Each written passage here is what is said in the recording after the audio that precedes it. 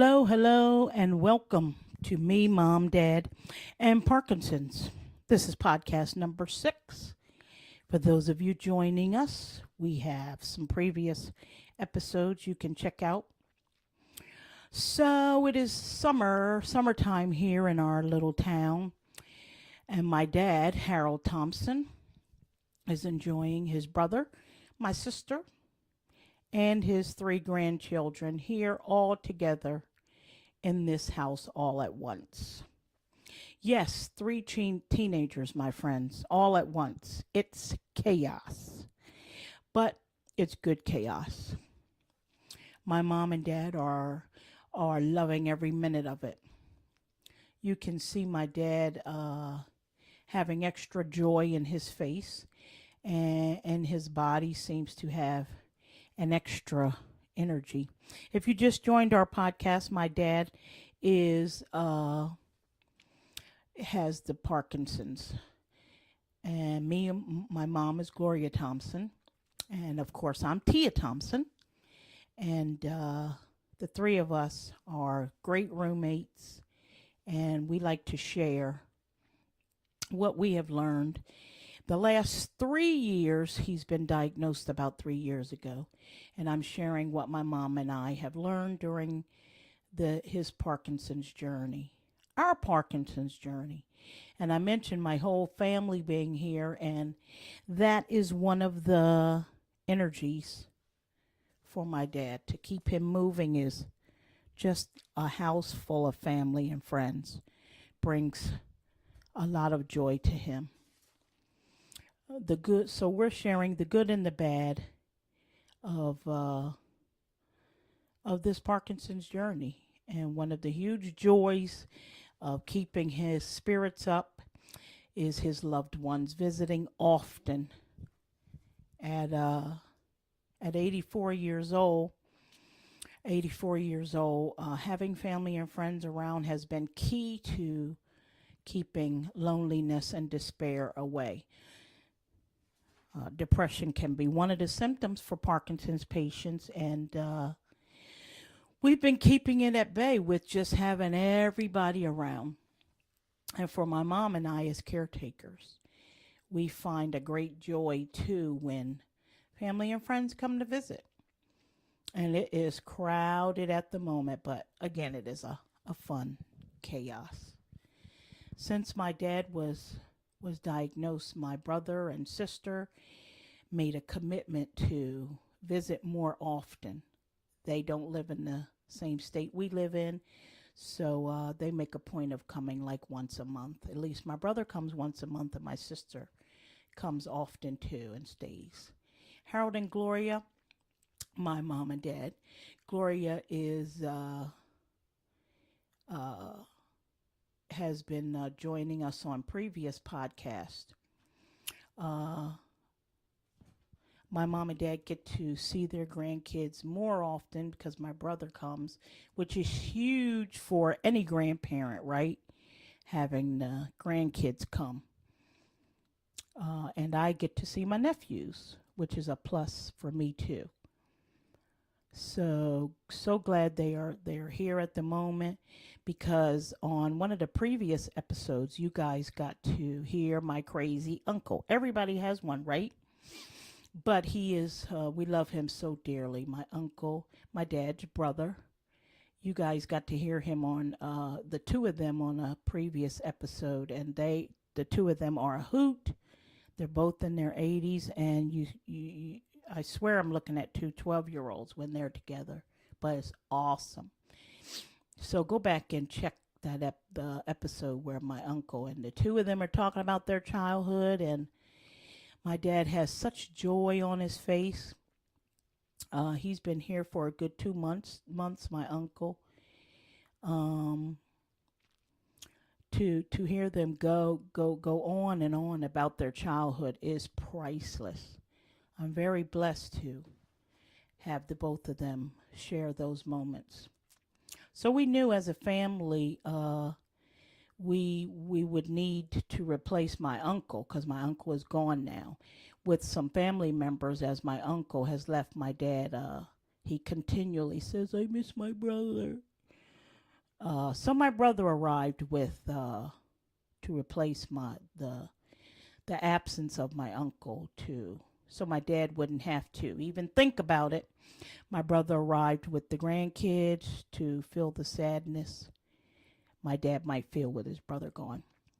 My dad has said several times how he misses his brother. He has not had a chance to be depressed about it though, because the teenagers are running the house. They're pretty busy. Funny story, my dad decided to take all the teenagers out and see how all of them are driving. So each one of them got to drive while my dad sat on the passenger side. I didn't go. Scary, but they all made it back safe. So we try not to allow depression to rain down on my dad, which is one of the symptoms of Parkinson's, if you allow it. So uh, I mentioned before in a previous podcast the Parkinson's books and information. One of the books said, "Keep the Parkinson's patient happy," and that is our motto. Which brings me to my nephews, my dad's grandboys. Uh, I recorded them separately. Nick is 16. No, Nick is 19, and Andrew is 16. To get teenagers to sit and talk, I'm sure you guys know, is a big challenge. And I mentioned to them that I was doing this podcast, and I said, "Hey guys, can I interview you?" And I just knew they were gonna like, "No, I don't want to," but they were like, "Yeah, sure." And I was over the moon. I grabbed the recording device and I got them to open up about their pop pop. And it was a very nice and touching to hear them open up. I almost fell on the floor. Those of you who have kids. So again, I recorded this earlier. This is Nick and Andrew talking about how they feel about their pop pop. All right, my friends, we are here with Harold Thompson's two favorite grandkids. Yeah, we can't say that to the rest of them, but Andrew Thompson and Nicholas Thompson, my brother's wonderful sons. Say hello, Andrew. Hi, Georgia, America, whoever's listening to this podcast. Nick. Hello, everyone. How are you? What we're doing is sharing the Parkinson's books. One of their lines says, "Keep the Parkinson patient happy." And you guys coming, that's what it does. Keeps Harold Thompson, your grandpa, happy, happy, happy. Anything you want to say, Andrew? Andrew's a great drummer. What are you talking about, Parkinson's? Talking about how you love your grandpa. Oh, well, I love him dearly. He fed me my first cashew, which I almost died from. Because he's allergic to cashews? It's a memory I'll never forget, just sitting there. And you were young, you remember that? Yeah, just sitting there dying, right in the living room. You said, "I'm feeling tingly, I'm feeling tingly." You were only like 3 years old, right? How old were you? Some 3, 4. You weren't 4, you were very young. All right, well, okay. And how much you love your grandpa? Love him from here to the moon and back. Tell him how most days you can't even tell your pop-pop has Parkinson's because he is tough cookie. Oh, yeah, because at first it was noticeable because whenever he'd get up, he'd like wobble, whether it was subtle. Yeah, when he first got diagnosed. Yeah, but now he's just like, he doesn't need the cane anymore. He's just like, Moving and shaking. Yeah, he's like he's 23 or something. Right, and that's from exercise, going to the gym and strengthening his body, right? Yeah, just stepping around like he's 23, getting up. He has his on and off days. Not telling anybody when he's leaving. Just going out ranching. Ranching is picking up Ranching when I came here. He was out there raking up leaves. in the hot sun. Ranching. A sweat. He was all soaking sweat. Right. He said he's not going to sit here and be a victim. He's going to get out and do something. Yeah, that's right. And he's an example to us as a family. The Thompson boys, Andrew Thompson, Nicholas Thompson, they are out. Say bye. Bye, guys. Two of my wonderful nephews, Nick and Andrew. Um, I have been reading some great information on Michael J. Fox's website about the importance of diet for Parkinson's patients. Those of you, I'll share a little. It has really helped my dad in the past years, all the information on Michael J. Fox's website. Check it out, friends. We had been pretty much doing these things anyway. Like for breakfast, we try to do it pretty light with fruits so that the yellow pill, those of you know, we call the yellow pill, that is the Parkinson's medication, cortidopa levodopa.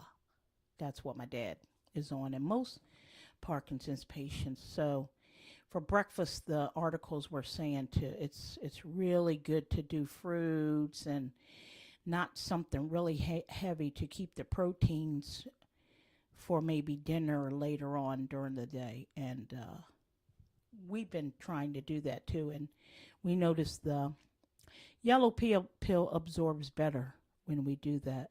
Sometimes we will give my dad a yogurt with his fruit, but I read that the too much proteins starting the day is not keep the proteins in the evening. So probably we'll start giving him that for lunch or dinner, the yogurt.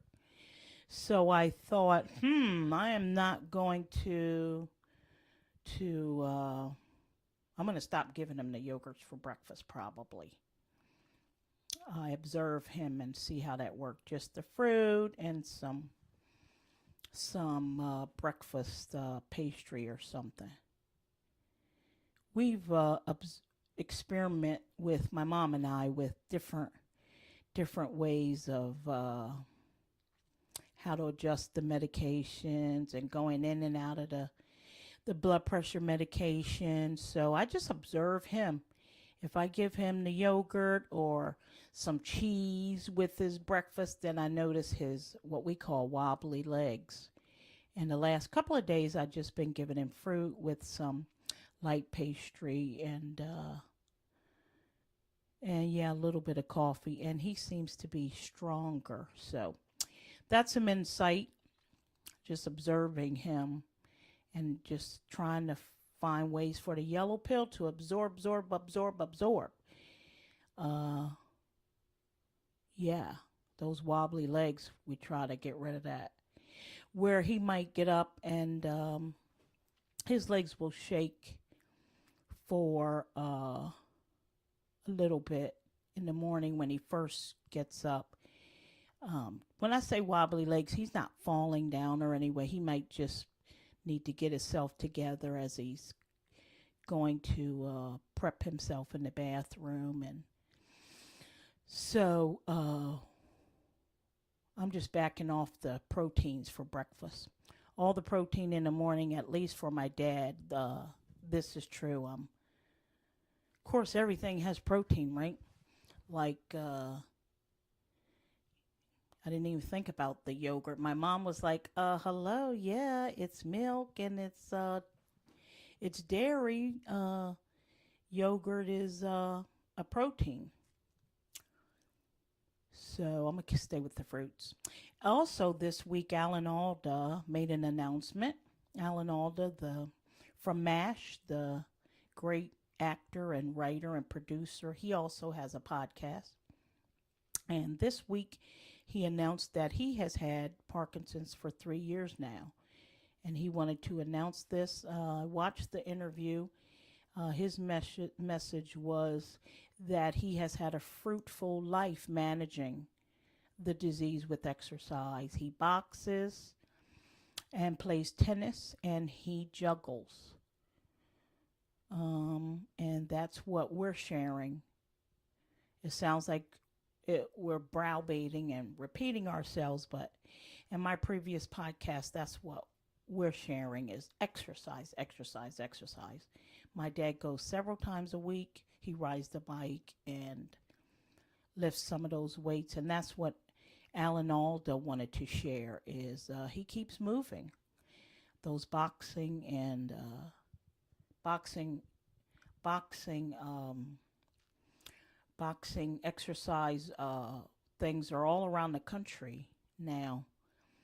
It is key to a fruitful life with Parkinson's. And keep moving, friends. Also, how we keep happy and positive and keep my dad positive is we, as a family, love cooking together and gathering together as a family in the kitchen, shooting the breeze. So I always share a recipe with you guys. I've shared my mom's famous buttermilk pancakes. I have shared potato soup. I have shared taco pie. So go back and check out the previous episodes. Today I am going to share shrimp soup. Shrimp soup is so good. Shrimp soup, here's the ingredients. 1 cup dry wine, 1 tablespoon of tomato paste, 4 cups of chicken broth, 1 bay leaf, 1 sprig fresh rosemary, 1 sprig of fresh thyme, 1 teaspoon of cayenne pepper, 1 tablespoon of fennel seeds, 1 teaspoon of celery seeds, a half teaspoon of paprika, kosher salt. I would just do like a pinch. Finally, grated zest and juice of 1 small lemon. 1 15-ounce can of coconut milk. 1 pound of shrimp, peeled and deveined. 4 tablespoons or a half stick of unsalted butter, cut into tablespoons. 2 tablespoons of chopped fresh parsley. I know I say all the recipes are delicious, which they are, but this is really knocks the ball out of the park. Here's the recipe. Here's what you do. Directions: whisk the wine and the tomato paste together in a medium saucepan to dissolve the tomato paste. Add the chicken broth, bay leaf, rosemary, thyme, fennel seeds, cayenne pepper, celery seeds. I love the cayenne pepper, but lately my mom is 82. She's all of a sudden like allergic to spicy stuff, so I had to not put in the cayenne pepper. Still good. Celery seeds, paprika, and 1 teaspoon of salt. Bring to a boil over medium-high heat. Reduce heat and simmer until slightly reduced and very flavorful, about 15 minutes. Strain into a clean pot once it all boils and everything. You want to strain all the fennel seeds and all that. Strain all that out in your, your colander spaghetti thing. That's what I use. Strain all that out, the celery seeds and all that. You don't want to be chewing all that up, the bay leaf. So get rid of all that, my friends. Add the lemon zest, lemon juice, and coconut milk and bring to a simmer. Add the shrimp. Simmer until just cooked through, about 3 minutes. Remove from the heat and stir in the butter. That's when you drop in that butter and it melts in that hot pot. So good. Until butter melts. Add salt to taste. You will thank me later. It's so good. So good. Shrimp soup. And go back and check out all the recipes. I know I'm repeating myself, but cooking together as a family, I'm telling you, it just brings joy to all of us.